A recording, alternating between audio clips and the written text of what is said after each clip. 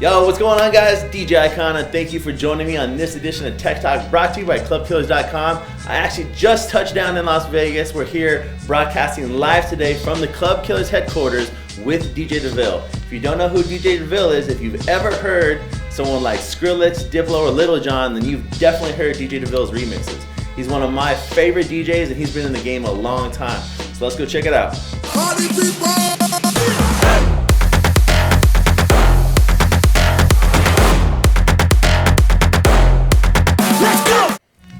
All right, man. Yo, thank you for joining us on this edition of Tech Talk. Tell the people, how did Deville become Deville? Well, it was kind of a two-stage process because I started out as just a mobile DJ, and I kind of figured out what I wanted to do in my own personal style, but I was very limited to what I could buy or what I could download online. So after high school, I went to college and graduated with an audio engineering and music production degree. So that really gave me the tools because I learned Pro Tools and other DAWs, and that really gave me the skill set and the power to make my own edits and custom tailor my sets. So, I'm an Ableton guy. A lot of my friends are Ableton guys, but, you use Pro Tools. Tell us about that. Yeah, I've been using it since 2002. It's a long time, and I've pretty much mastered all of the toolkits inside that software for my own personal style and usability. So if it ain't broke, don't fix it, Yeah. Well, Deville's going to go in the studio with us today, live. He's going to walk us through his workflow, how he approaches, remixes, bootlegs, kind of, walk us through his whole mindset week to week, and let's go check it out. Yeah.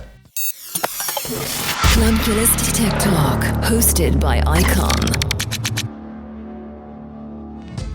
All right, guys, welcome to the Deville Studio Lair.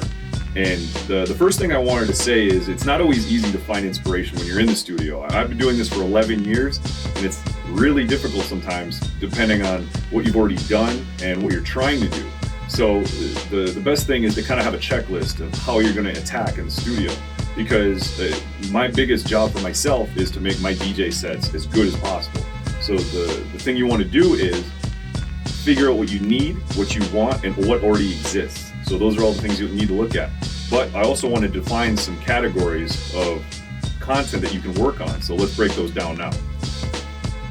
All right, the first category I want to talk about is a bootleg. This is probably the most commonly misunderstood and misused title for a piece of content that you see floating around the internet in the DJ world.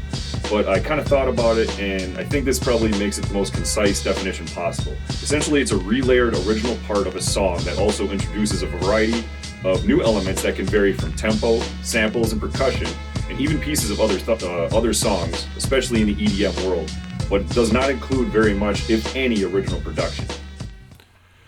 So what we are looking at here is a bootleg. In this particular case, it is of Cardi B's Bodak Yellow, and I bring it into a drop produced by Ricky Remedy and Diplo. But what I do here is I incorporate multiple elements, some minor production elements, in order to make this sound cohesive and become one song. So the main thing you want to look at first is the top blue, and that is the drums from Ricky Remedy and the verse from Cardi B. And it's going to end up being developed at a build-up that I pre-edited, which goes into a re-edited part in the green, and I rearranged how Cardi B said her verse, so it says "don't be comfortable" over and over again, and that's part of the element for the build-up, and it drops into the Ricky Remedy. I'm gonna get this shit going.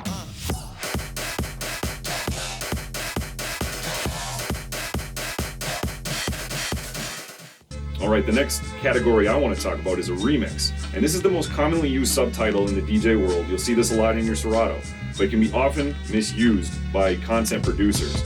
And to be clear on what it essentially is, it's a fully rearranged song that uses stemmed out parts of the original and is fully produced, keyword, fully produced, and uses new instrumentation, percussion, vocal mixing, and it can include a tempo change.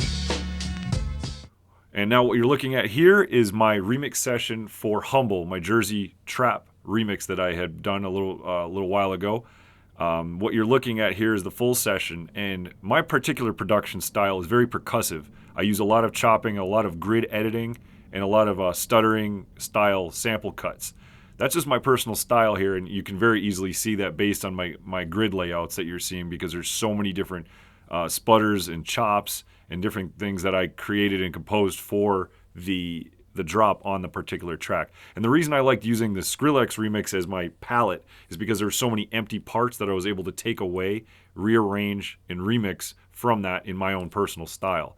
So as you take a look here, there's a lot of things going on. I sampled Jersey style vocal samples in addition to the samples from Kendrick Lamar and also the horns that were used by Skrillex. I took the horns that Skrillex had used and I used them in an entirely different way. And I also included a B-more style kick, which is kind of the root of the entire drop. I spent a lot of time on just the kick, tuning it and EQing it so that it sounded powerful but not overwhelming, so that all the other elements could sit on top of it. So as you listen through, I'll solo different parts of the song so you can hear how I chopped up the Kendrick Lamar vocal. So it starts out a certain way and then I chop it into a kind of a sputtery and choppy breakdown at the end of each phrase, so you can hear that here. And then you can also hear the horns and how I stopped and started those on each part, and each element is breaking and bouncing off of each other in a different way to create a fun rhythm that ends up being a kind of a Jersey style. Everybody should have their own style when they're remixing music. My particular style is very choppy and sputtery, and some people are melodic, some people are very bass heavy, and every time you create a remix, it should have some sort of continuity or a little bit of character, just like how electric guitars have a tone and a sound. Your remix should have a tone and a sound that carries over throughout all of your work, and as it develops, it gets better and better. So that's a really cool thing to work at. As you compose music, you start to develop your own character. All right, the next definition that I want to go over is the edit, the almighty edit. And this is a song that is essentially recut to change the order, flow, or length of the original song to optimize your performance live or whatever you're trying to deliver at the time. But I also feel like this definition is selling a lot of producers short, because I often see this subtitle on fully produced tracks that major label producers use. And I feel like that should be a remix in many cases. And so I feel like the title edit can be often misconstrued and misused as well. So it's essentially a very simple maneuver in your DAW. This next example is for an edit, and in this particular case, it's for God's Plan by Drake. Now, everybody loves the second verse on that song, but sometimes I want to play faster and get to the point much more quickly, especially for a mix show in a peak hour nightclub. So what I wanted to do was make that come in faster and quicker, and you have multiple options on how to play this in. One, of course, is the 8-bar intro that you can always mix in with your headphones, but I also made it so you can cue drop it with a downspin, because he comes on an offbeat, so you can drop it in out of anything. You can scratch it or use your Serato cue pads to do anything you want to get this in. It's very effective, but it's very simple.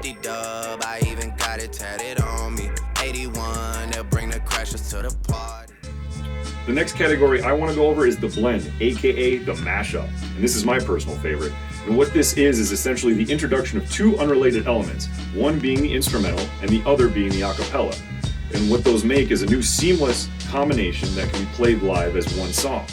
Session is fairly simple, and all I did was layer the instrumental from Get It Right by Diplo and Mo to the studio stem vocals of Stressed Out by 21 Pilots. And the primary vocal, as you can see here, is in green, and the instrumental is in red and blue. So as you can see here, I didn't really add any other elements to this song. I just let the two pieces blend together to create a new composition that you can just play as a new single. So check this out.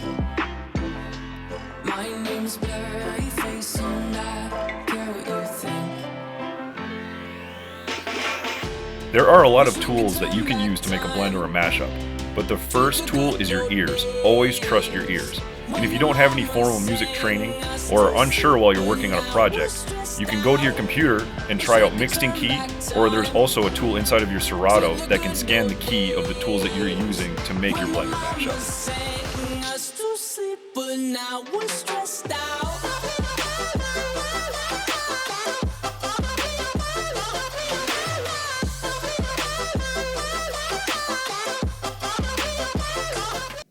Last but not least, I want to talk about the DJ tool.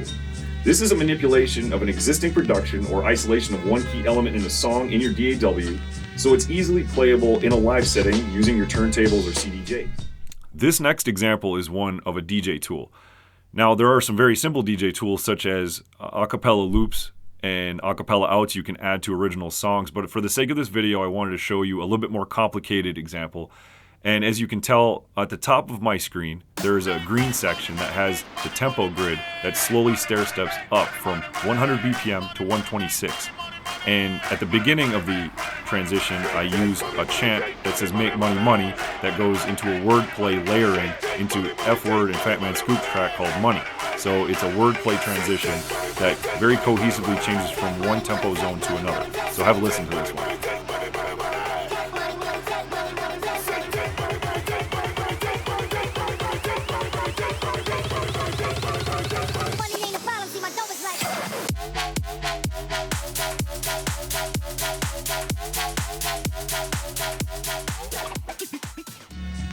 All right, guys, big shout out to my man DJ Deville for letting us join him live in the studio. Yo, Deville, where can the people find you at? Oh man, well, first of all, thanks for having me on the show. I had a lot of fun, and you can check out all my music and everything at djdeville.com. All my social media is there, so check me out, and make sure you read this new book, Gluten is My Bitch. It's my favorite reading material.